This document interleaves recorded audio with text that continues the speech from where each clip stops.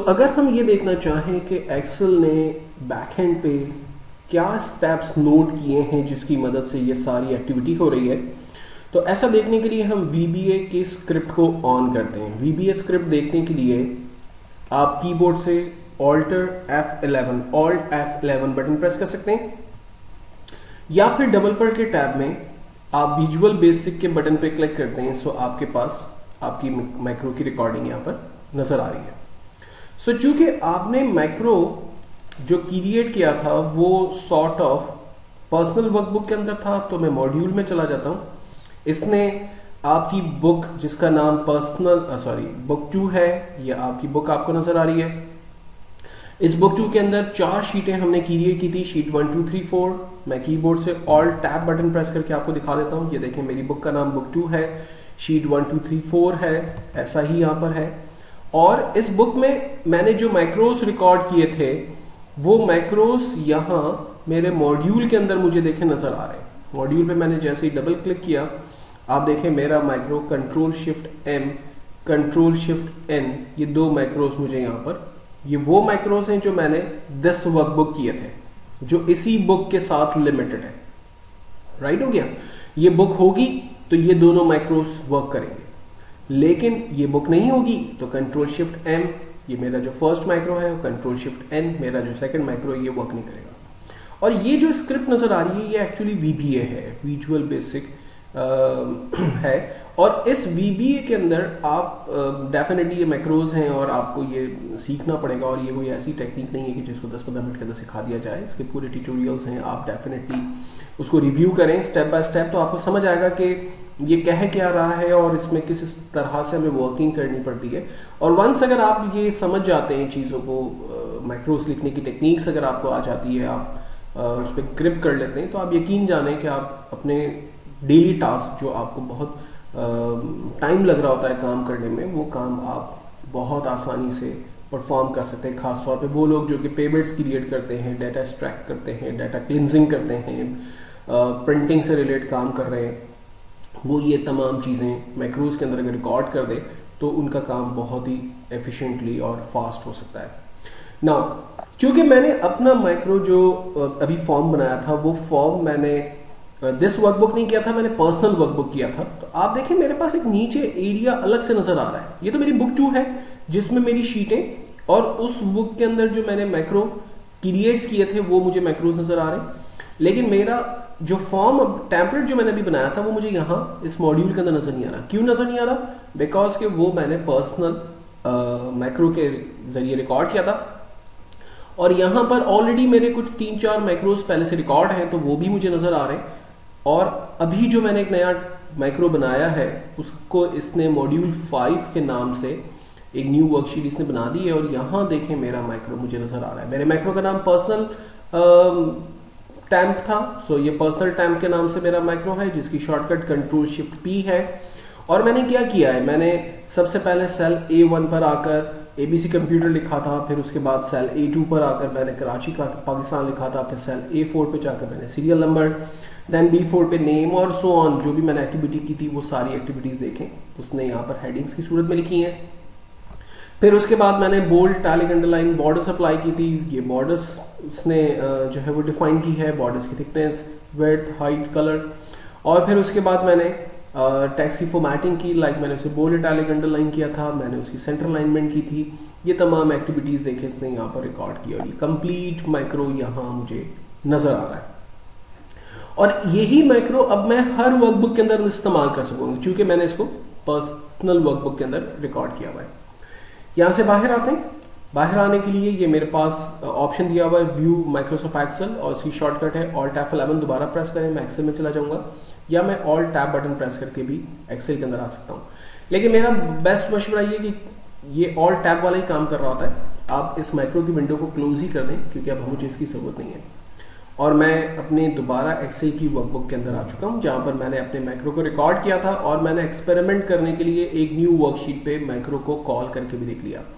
और ये भी समझ लें कि मैंने यूज रिलेटिव रेफरेंस को ऑफ रखा था, तो एवरी टाइम जब आप मैक्रो को कॉल क्रिएट करेंगे तो ये सेल नंबर A1 से ही स्टार्ट करेगा।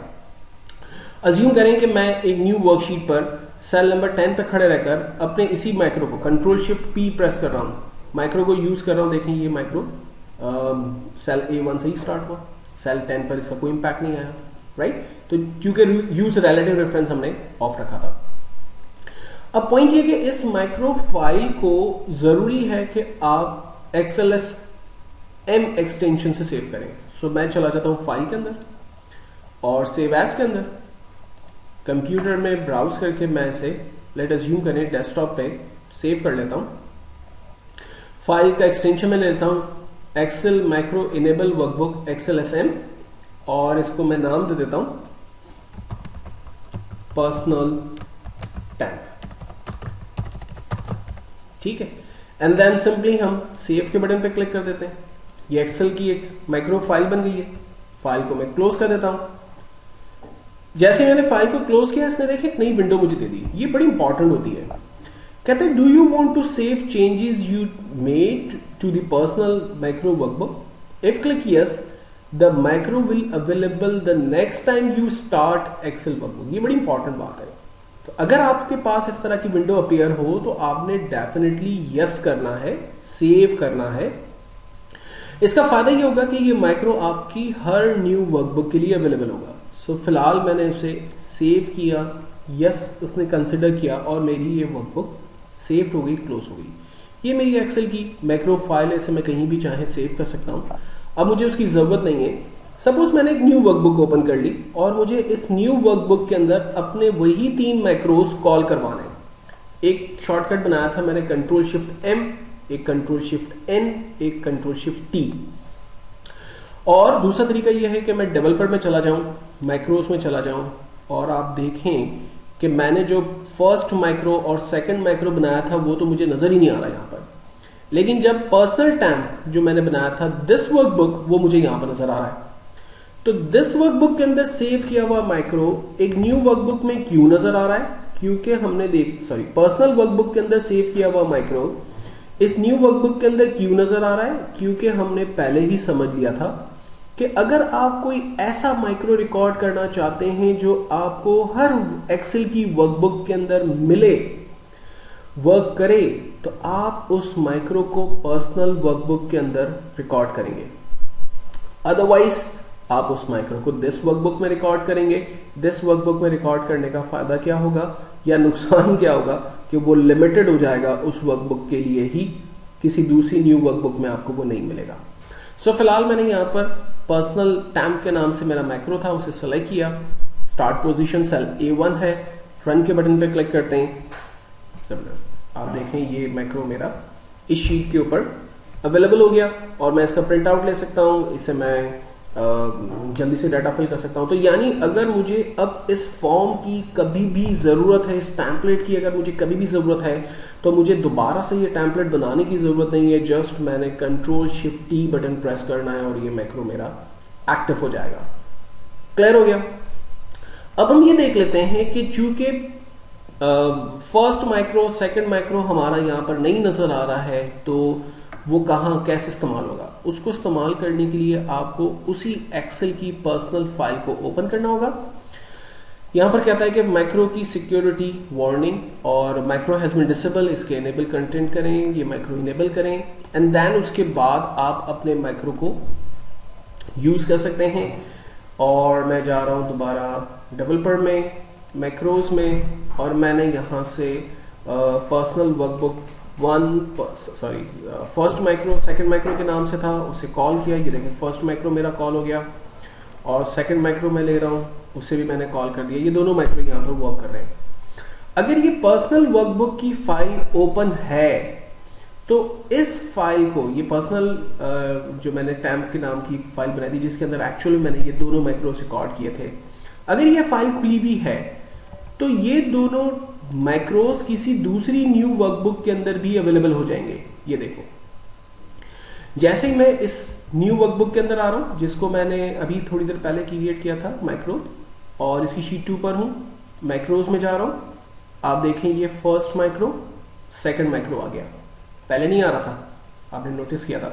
सो अगर मैं फर्स्ट माइक्रो को कॉल करना चाहूं, मैंने कॉल कर दिया, सेकंड माइक्रो को कॉल करना चाहूं, सेकंड माइक्रो कॉल कर दिया। यानी अगर दिस वर्कबुक के अंदर आपने कोई मैक्रो रिकॉर्ड कर दिया, चलो गलती से ही कर दिया, अगर कर दिया तो कोई बिग डील नहीं है।